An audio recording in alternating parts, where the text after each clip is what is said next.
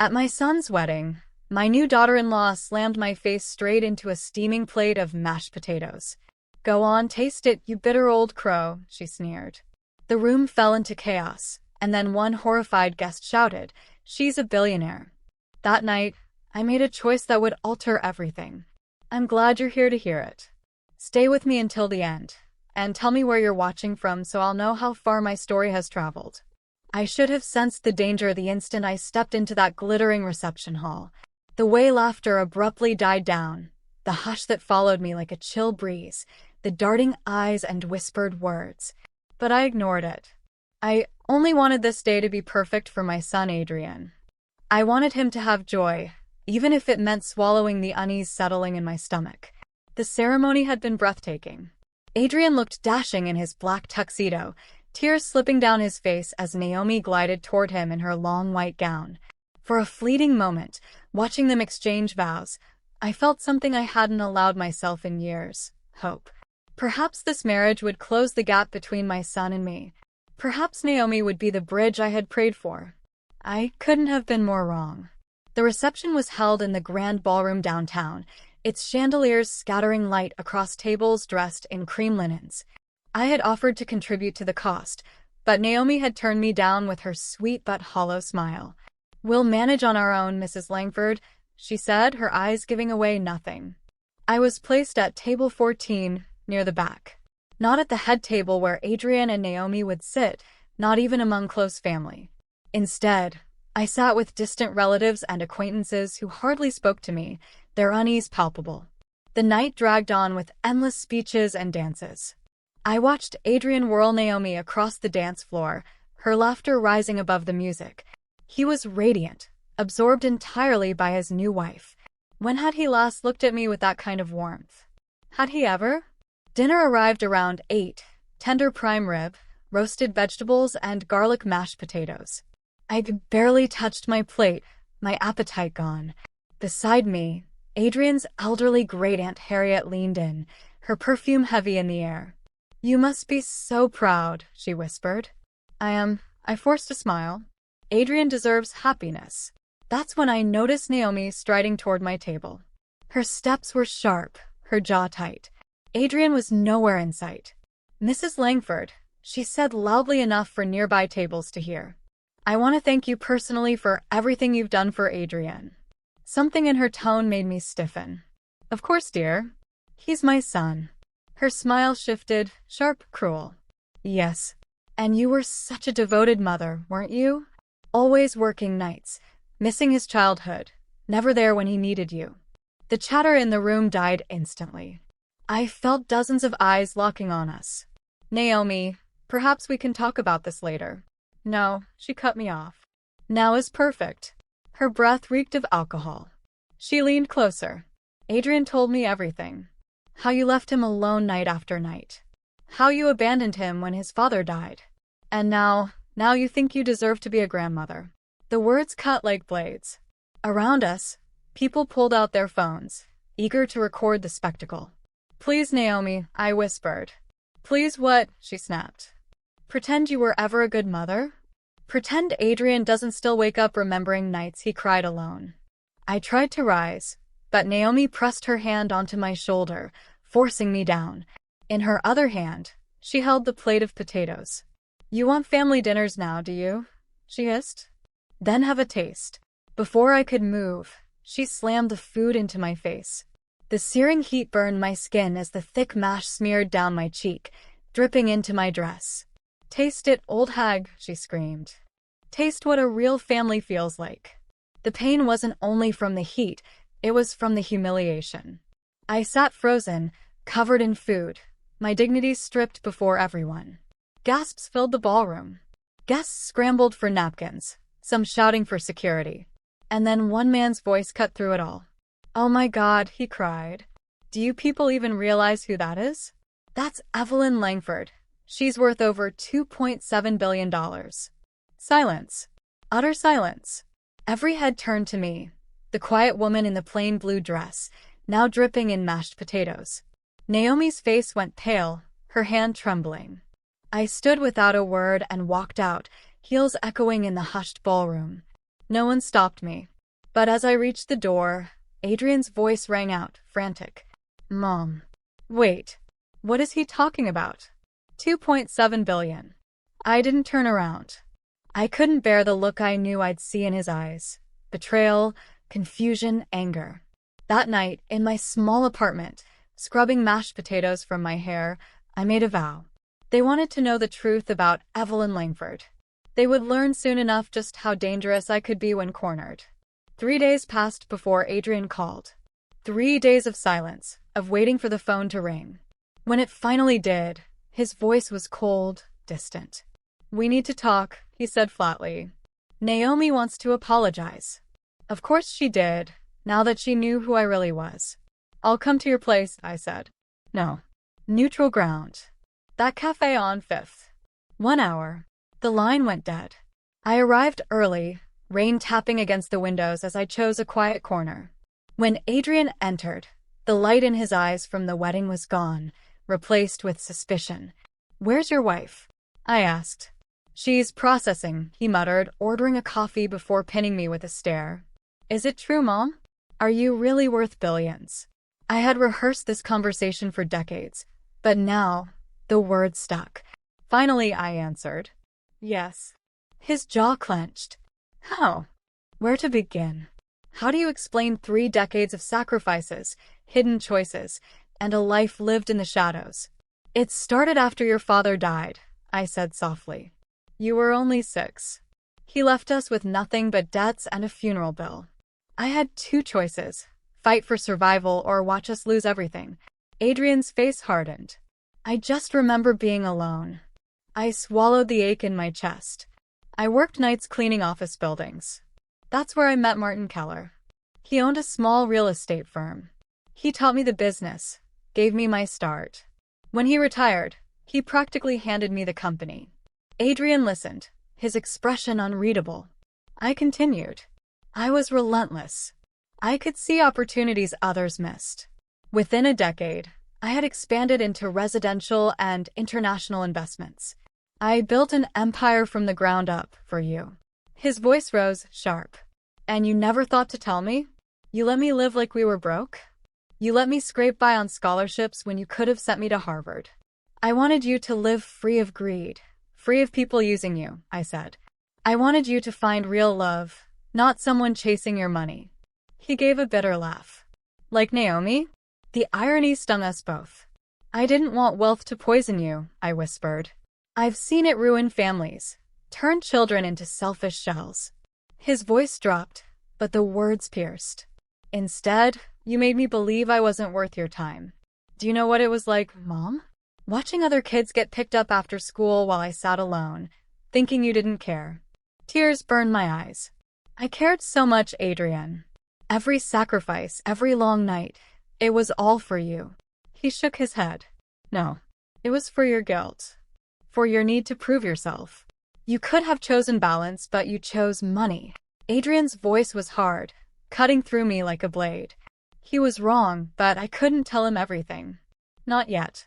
He didn't know about the lawyers I'd quietly paid to shield us from his father's relatives, who once claimed he wasn't even their blood. He didn't know about the private protection I hired during those frightening early years, when his father's former associates came after me, demanding money they swore was owed. And he didn't know about the trust fund I had set aside, locked until his 40th birthday, a fortune that would make him wealthy for life, even if I left nothing else behind. I know you're furious, I said softly. And you have every right. I made mistakes, Adrian.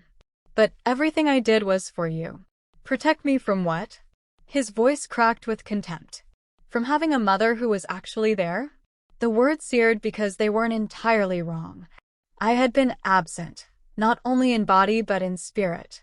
The empire I built consumed me, driven by a constant fear that if I ever slowed down, if I let my guard slip, the world would take him from me. From people like Naomi, I whispered. His face went crimson. Don't you dare. Naomi loves me.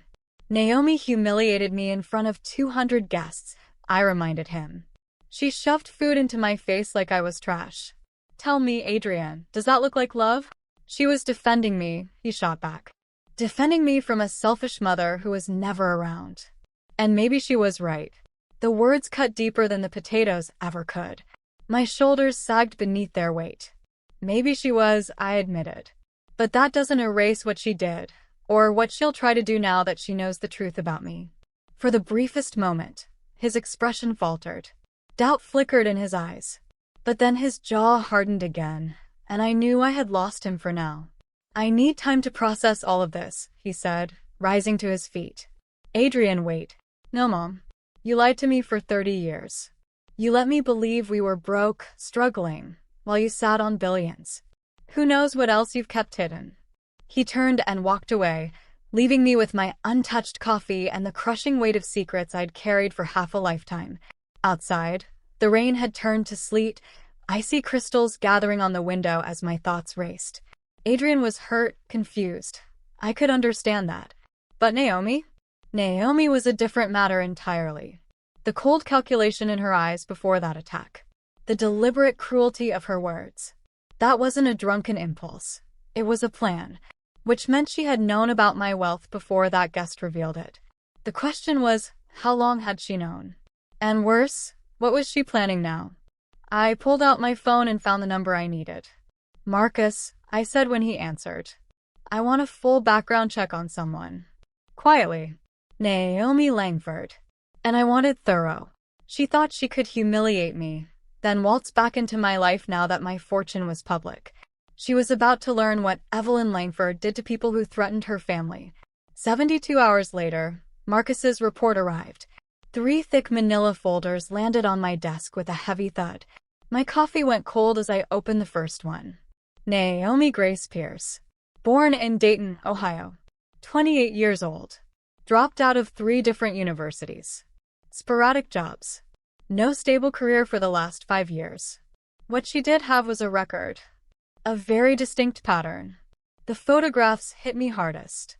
Images Marcus had recovered from deleted social accounts. Nothing ever really vanishes online. Not when you know where to dig. There she was, draped in luxury gowns at charity events, dripping with diamonds on tropical beaches, always at the side of older men. Men with money. Men with influence. Ethan Morales, age 42, son of a pharmaceutical magnate. 8 months together, ended when $25,000 mysteriously vanished from his personal account. No charges filed. Victor Alvarez, age 39, Chicago restaurateur. 6-month engagement. Ended when he discovered she'd been draining his credit lines to fund her lifestyle. Again, no legal action.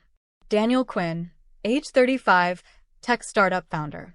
Relationship collapsed after his accountant uncovered unusual withdrawals tied to accounts Naomi controlled. The pattern was undeniable. Terrifying. Naomi was no naive young bride. She was a predator. And Adrian was her latest mark. My hands shook as I reached for my phone, ready to call him, ready to show him everything. But before I could dial, my doorbell rang. Adrian stood there. And behind him, Naomi. For a brief moment, my heart soared with hope. Maybe Adrian had realized the truth. Maybe he'd come to reconcile. But the moment I saw her face, I knew better. Mom, Adrian said, his voice carefully neutral. We need to talk. I stepped aside to let them in, slipping the folders beneath a magazine on the table as they moved past. I'm glad you came, I said quietly, though every nerve in me recoiled at Naomi's presence. She wore a simple black dress, her hair neatly tied back, makeup understated. She looked like the very picture of innocence. Naomi perched delicately on the sofa's edge, as though she were afraid of intruding. Adrian remained standing, stiff and guarded. Naomi has something to say, he announced. I waited. Mrs. Langford, she began, dabbing at her eyes with a tissue, though not a single tear fell. I want to apologize. Truly. What I did at the wedding was inexcusable. I was overwhelmed. My emotions got the better of me. If I hadn't read those files, I might have believed her. I see, I said evenly. She lowered her voice, glancing at Adrian for effect. I only lashed out because I know how much Adrian suffered. I thought you had abandoned him. I was wrong. My situation, I murmured. She means when we thought you were struggling financially, Adrian explained uneasily. Struggling? I repeated. Naomi's eyes gleamed faintly. Felix told me everything, your real estate empire, your success. If I'd known sooner, I would have understood why you worked so hard. There it was. Her hook. That's very generous of you, I replied. She leaned forward, sliding her hand into Adrian's. Now that we know the truth, I hope we can start fresh. Family is so important, isn't it? Maybe you could share more with us about your business, your investments. We'd love to learn. The trap was obvious. She wanted access to my assets, to my estate, to every detail of my empire. I'd be happy to, I lied smoothly. But perhaps you could tell me more about yourself first, Naomi. Your family, your upbringing. Her smile faltered for a heartbeat. Oh, there's not much. My parents passed away. No siblings. Adrian is my only family now. Every word was calculated to paint her as fragile, worthy of pity. But I knew the truth. Her parents were alive. 2 brothers. A sister. All estranged for reasons Marcus was still uncovering. How tragic, I said flatly. Yes, she murmured, clutching her tissue. It taught me how precious family truly is. Adrian's gaze softened, full of blind adoration. Then Naomi dropped her real weapon. Actually, Adrian and I have been talking about children. About the future. Knowing our children will have such a strong, successful grandmother. It means the world. My blood turned cold. Children are a blessing, I forced myself to say. We're already trying, Adrian added eagerly. His open honesty shattered me. Wonderful, I whispered, though inside I was screaming. I stood. I have a conference call with my lawyers shortly. Perhaps we can continue this another time. Naomi's eyes flickered at the mention of lawyers and estate planning, though she masked it quickly. Of course. We won't keep you. At the door, she turned back with her sweetest smile. Mrs. Langford, it means so much to Adrian that you're trying to reconcile. He's been wounded by the distance between you. Knowing the truth about your sacrifices will help him heal. I said nothing. After they left, I spread Marcus's files across the table again, this time focusing on the timeline. According to the report, Naomi and Adrian had accidentally met at a coffee shop near his office 18 months ago. She spilled her drink on him. Classic bait. But Adrian worked at one of my subsidiary firms, Langford Properties, an entity connected, albeit quietly, to my empire. Anyone who dug deep enough into my holdings would uncover that trail. She hadn't stumbled into him by accident. She had hunted him. I picked up my phone. Marcus, I said when he answered. I want surveillance. 24-hour coverage. On Adrian and his wife. I want everything, Marcus, I instructed firmly. Where they go. Who they meet. Every word they exchange. And if they seek legal advice, I want to know the names on those doors. Estate attorneys, he asked. Among others, I replied, my eyes fixed on the photographs of Naomi in the arms of her former Marks. And Marcus, reach out to these men. I want the full story. Why they didn't press charges. Why they let her walk away. If Naomi thought she could waltz into my life as the doting wife, position herself as the perfect mother-to-be, and charm her way into my fortune, she was about to discover that Evelyn Langford hadn't built a multi-billion-dollar empire by being gullible. The war for Adrian's future had begun. And I fully intended to win. But as I stared at the photos of my son leaving my building with Naomi tucked against his side, her head resting sweetly on his shoulder, I realized victory might come at a price. My relationship with him, the one bond that mattered most, might not survive this battle. Yet if I lost him, at least I'd know I had saved him from something far worse. Every morning, Marcus's surveillance updates arrived without fail. And with each report, my blood ran colder. Naomi was wasting no time. 2 days after she and Adrian visited me, she convinced him to book an appointment with Harrison and Wells, one of the most powerful estate law firms in the city, the same firm that had been trying to lure me from my current counsel for years. 3 days after that, she was spotted lunching with Dr. Patricia Kellerman, a geriatric psychiatrist infamous for competency evaluations in high-net-worth cases. By the end of the week, the picture was clear. Naomi wasn't just scheming to get my money. She was laying the groundwork to have me declared mentally unfit. With Adrian as her power of attorney, she'd control not just him, but every dollar I had ever earned. It was ruthless, strategic, and if I hadn't spent 30 years outmaneuvering sharks in business, it might have worked. I was reviewing the latest photos in my study when my housekeeper, Rosa, knocked gently on the door. "Mrs. Langford, your son is here. He says it's urgent." I swept the documents into a drawer and took a steadying breath. "Send him in." Adrian entered alone. For days, Naomi had been glued to his side like a shadow.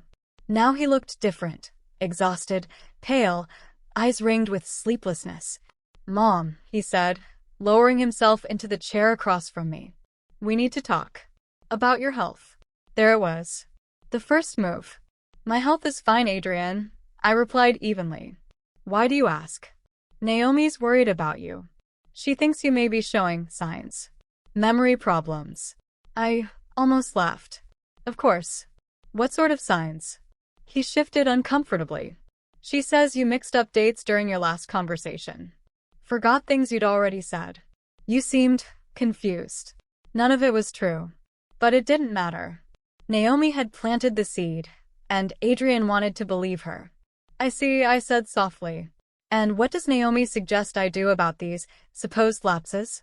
"She thinks you should see a doctor. Get checked. Maybe consider letting someone help manage your affairs." "My affairs are perfectly under control." "Are they?" His eyes flashed with real concern. "Mom, you're 73 years old, worth billions, and living alone in a tiny apartment. That's not normal." Exactly the angle I'd expected. Twist my modest life into proof of incompetence instead of choice. "I live the way I want to live," I said firmly. "The way I've chosen for decades." "But that's just it," he pressed. "For decades, I thought we were poor. Then I find out you're sitting on billions. How am I supposed to know what's real? How do I know you're making sound decisions now?" His confusion wasn't feigned. Naomi had worked her poison well. "What would reassure you?" I asked gently. "See a doctor. That's all. One evaluation. Then we can stop worrying." He paused. "Naomi found someone, Dr. Kellerman. She's excellent." Of course she had. The very woman Naomi had already met, no doubt prepped with the diagnosis most convenient for her scheme. "I'd prefer to choose my own physician," I said carefully. Adrian's jaw tightened. "Mom, you can't just dismiss this. It's about your safety, your well-being." And he stopped abruptly. "And your inheritance," I finished for him. He flushed crimson. "This isn't about money." But even he didn't sound convinced. "It's about family. Making sure you're safe." "Safe from what?" I asked quietly. "From strangers who might take advantage of me? Or from someone closer?" He began pacing, agitation in every step. "You don't understand. You're vulnerable, Mom. People would kill for a piece of what you have." "Oh, Adrian," I murmured. "I understand far better than you think. I've been protecting myself and you for 30 years. I know exactly where the danger lies." He froze, searching my face. "What are you implying?" "Ask yourself," I said. "Who benefits if I'm declared incompetent? Who gains control of my estate? Who pushed for the doctor? Who's suddenly so worried about my health since learning of my fortune?" His body went rigid. "You're talking about Naomi. I'm talking about patterns. Predators. People who prey on wealth." "That's insane," he shot back, but his voice lacked conviction. "Naomi loves me. She married me before she knew about your money." "Did she?" The question landed like a dart. He faltered. "Think, Adrian," I pressed. "Where did she get the gown she wore at the wedding? The vacations, the designer bags? How did a woman with no steady job afford any of it?" His silence was heavy. Finally, he whispered, "Even if what you're saying were true, she's my wife. We're trying to have children. I can't just..." "Just what? Sit back while she sets the trap? Let her tie herself to you forever through those children, through my fortune." "You don't know her like I do." "No," I said. "I know her better." I slid a folder across the desk. Not the full file, he wasn't ready for that, but enough. Photos. Documentation. Evidence of Naomi's pattern. Adrian's hands trembled as he opened it. I watched the color drain from his face as the truth stared back at him. "What is this?" he breathed. "The truth about the woman you married." He flipped page after page, horror dawning. When he reached the photos, he gasped. Where did you get these?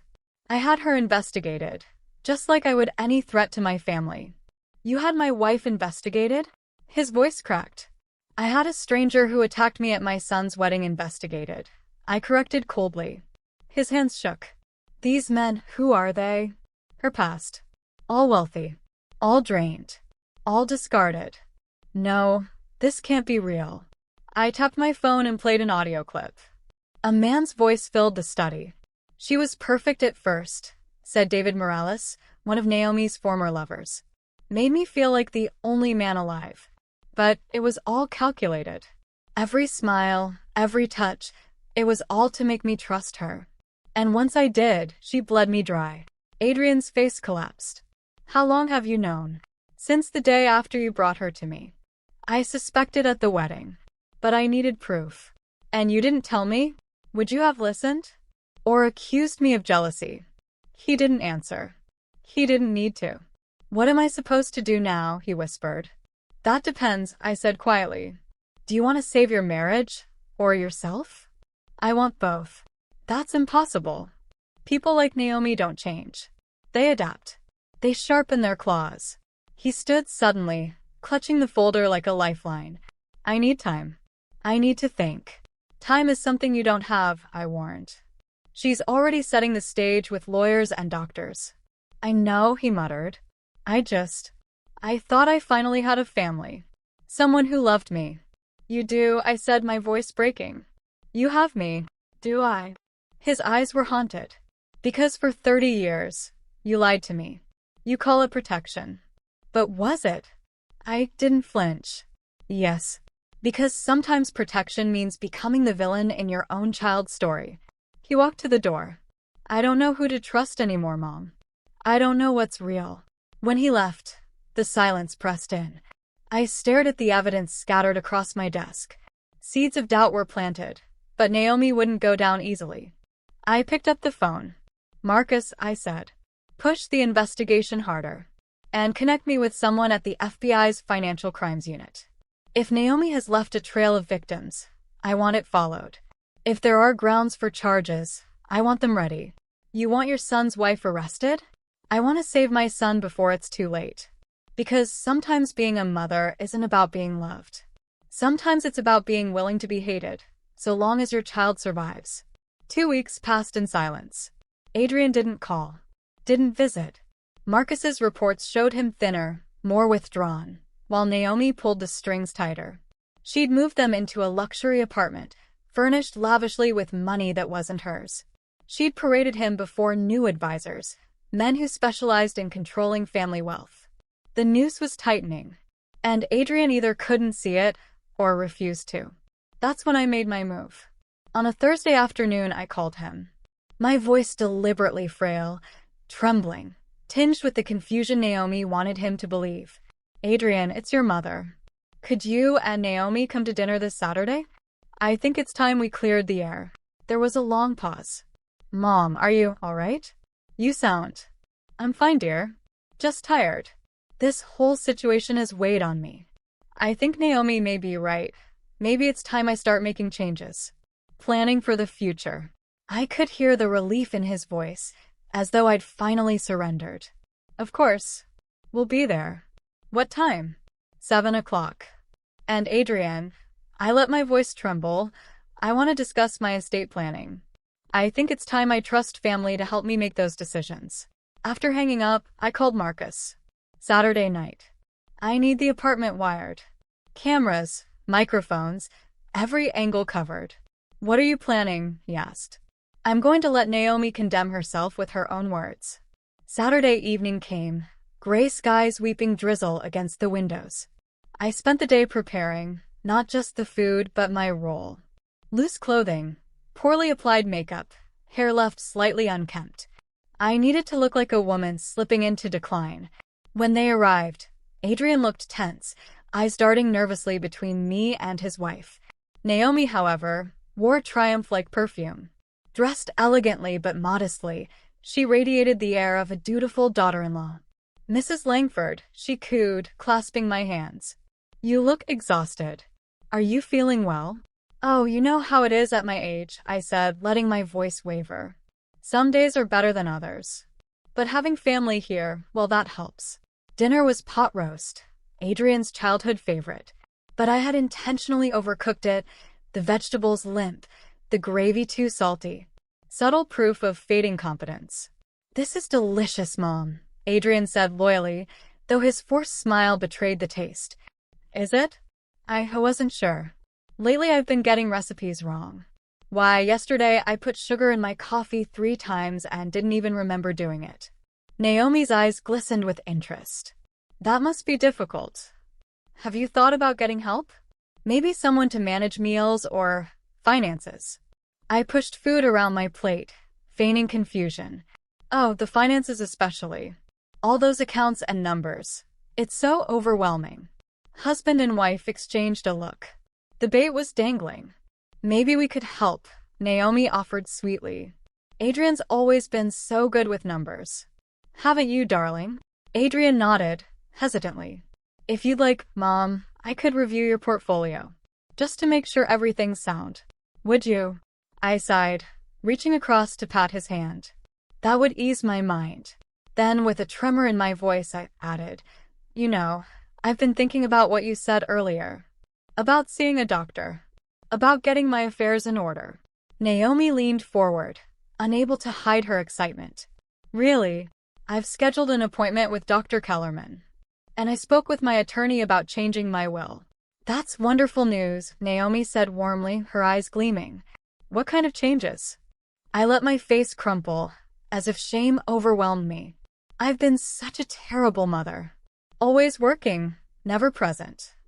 I don't deserve the title. But at the end of my life, I want to make things right. I want to ensure Adrian is cared for. Adrian, and any future children.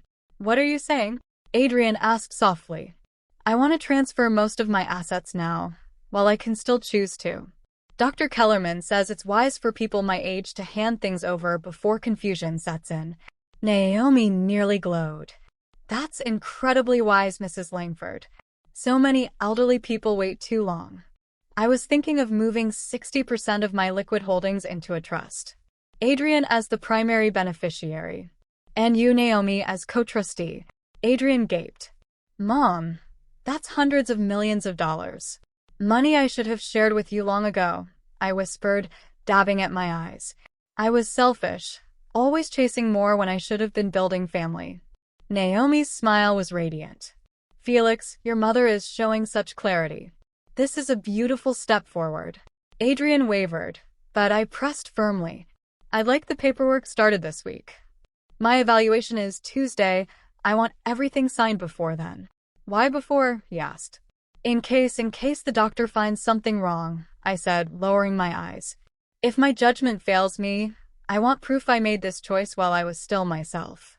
Naomi squeezed my hand. That's very responsible, Mrs. Langford. One condition, I added, as if suddenly recalling it. My lawyer insists on recording our conversations about the transfer. For legal protection. For a split second, her mask cracked. Calculation glinted in her eyes. Then greed smothered caution. Of course. Transparency is best. The rest of dinner was a blur of schemes. Naomi rattled off the names of lawyers, advisors, managers. She even suggested Adrian take on a larger role in my businesses. As they left, Naomi embraced me warmly. You're giving us a wonderful gift. It means the world. It's the least I can do, I murmured. Adrian kissed my cheek, eyes bright with hope. He truly believed I was trying to reconcile, to atone. He had no idea he was about to see his wife undone. After they left, I waited 1 hour exactly. Then I called Marcus. Did you get it all? Crystal clear. Every word, every gesture. She swallowed it whole. Now contact Agent Sarah Chen at the Bureau. Tell her I have proof of a scheme to manipulate a competency evaluation for financial exploitation. Video, audio, the works. You're really doing this? I thought of Adrian's hopeful face, of the children Naomi planned to weaponize, of the decades she was trying to unravel. She made one mistake, I said. She assumed that because I'm 73 and live quietly, I must be weak. She confused modesty with fragility. Adrian would hate me for this. He might never forgive me. But at least he would be safe. Because being a mother sometimes means saving your child even when it makes you the villain. Tuesday came before dawn. The call arrived at 6. Adrian's voice was raw, trembling. "Mom, they arrested Naomi." I was already dressed, already waiting. "What happened?" Federal agents stormed in at 5. They had a warrant. They said she's charged with elder fraud, conspiracy, and crossing state lines to commit financial crimes. His voice cracked. "They showed me evidence, documents, recordings. Other men she did this to." "Where are you now?" "At the station. They questioned me. My lawyer says I'm not a suspect. Just a victim." The last word dripped with shame. "Come home, Adrian. Come here. I don't know if I can face you. Come anyway." 2 hours later, he stood in my doorway, a ghost of himself, clothes wrinkled, hair in disarray, eyes swollen from tears. When he looked at me, his face crumpled. "How long have you known?" "Sit down, sweetheart," I said softly. "How long?" Adrian asked, his voice raw. "Since the day after your wedding," I admitted. He sank into my sofa, burying his face in his hands. "So you knew. You knew for weeks my wife was a criminal, and you said nothing." "I tried," I said gently. "But you wouldn't have listened. You could have tried harder." "Could I?" I leaned forward, meeting his eyes. "If I'd shoved those files in your hands 2 weeks ago, what would you have said?" "You would have accused me of fabricating it, of hiring investigators out of jealousy. Tell me I'm wrong." He didn't answer. He didn't need to. "Finally," he said, "the FBI agent who questioned me. She told me Naomi's been at this for at least 5 years. Multiple victims. Several states. They think she stole over $2 million before me." "I know." His head jerked up, eyes full of anguish. "And you knew that too?" "Yes." He exhaled a broken laugh. "God, Mom. Do you know what it feels like to realize your entire marriage was a scam? That the person you thought loved you was just calculating your worth?" My heart cracked for him. "No, Adrian. I don't know that pain. But I do know what it's like to watch your child being hollowed out by someone pretending to love them." "She seemed so perfect," he whispered. "She understood my anger toward you. She made me feel seen. Like finally someone got me." "That's what people like Naomi do," I said softly. "They find your wounds, then convince you they're the cure." Adrian turned toward the window, staring out at the gray sprawl of the city. His shoulders trembled. "She's pregnant, Mom." The words slammed into me like a physical blow. "What?" "She told me last week. Said she wanted to wait until after dinner with you to announce it. Said she wanted us to be united before bringing a baby into the world." His laugh was hollow. Even that was probably a lie. I felt the blood drain from my body. A child would have been her ultimate weapon. The unbreakable chain binding Adrian to her forever. "The Bureau will verify," I said carefully. "If it's a lie, they'll prove it. And if it's not." I stopped, unable to finish. The thought of my grandchild raised by Naomi Pierce was unbearable. "We'll take it one step at a time," I said instead. Adrian turned back. His expression hardened. "Will we? Because right now, I can't trust anyone. You lied about who you were. She lied about who she was. How am I supposed to know what's real?" "You start by asking who benefits from the lies," I told him. "I hid the truth to protect you. Naomi lied to exploit you. Intent matters. Does it? Because either way, I feel like I don't know my own life." I rose and walked to him, placing a hand on his arm. "Then let me tell you your life. The part one should have told you years ago." For 2 hours, I unraveled the story. His father's debts. The threats from men who came knocking after the funeral. The endless nights I worked 3 jobs while studying real estate courses. His father's family trying to strip him of his birthright. The trust one created to make him independently wealthy by 40. The scholarships in his name. The apartment building across from his elementary school I bought just to watch him at recess. "You were watching me?" His voice was small. "Every chance I had. I saw you score your first soccer goal. I saw you tumble off your bike and climb back on. I saw you defend that little boy from bullies. I wasn't always there in the way you wanted, but I was always watching, always protecting, always loving you. Tears streaked both our faces. Why didn't you tell me? He whispered. Because I wanted you to believe in yourself. To know you were loved for who you are, not what you might inherit. And because I feared if you knew the truth too soon, you'd attract people like Naomi. People like Naomi found me anyway, he muttered. Yes, I said quietly. But at least now you see her clearly. My phone rang. Agent Sarah Chin. Mrs. Langford, she said, Naomi Pierce isn't pregnant. The test she showed your son was fake, ordered online. And we've arrested Dr. Kellerman. She's been selling fraudulent competency evaluations for years. Relief washed over me. Thank you, Agent. One more thing. Naomi's claiming you orchestrated everything. She says you manipulated her, that you forced her into that recorded conversation. Do you believe her? Not for a moment. But she won't go down quietly. After I hung up, Adrian looked at me strangely. Even now, she's still lying. It's what she does, I said. It's who she is. He studied me. How did you know? How did you see through her when I couldn't? Because I've spent 30 years learning to spot threats. Because I made it my mission to study the predators circling us. And because sometimes being a mother means suspecting everyone who claims to love your child. He was quiet a long while. Then, I'm going to need therapy. To learn how to trust again. How to trust myself. That's wise. And I want to know everything about the business. Every dollar. No more secrets. Agreed. I want to work with you. Really work. Learn how you built all this. How you protected it. How you protected me. I looked at him. The spark in his eyes. The determination I hadn't seen since he was a boy. Naomi had nearly smothered it. But it was alive again. Are you sure? I asked. It's not easy. It takes sacrifice. I'm sure. He hesitated, then whispered, and Mom. I'm sorry. For doubting you. For bringing her into our lives. You don't need to apologize for being human, I said. For wanting love. For believing someone who seemed to offer it. That's not weakness. It's proof of a good heart. Even after everything, he admitted, part of me still feels like I loved her. You loved the mask she wore. That woman never existed. Grieving her isn't weakness. It's healing.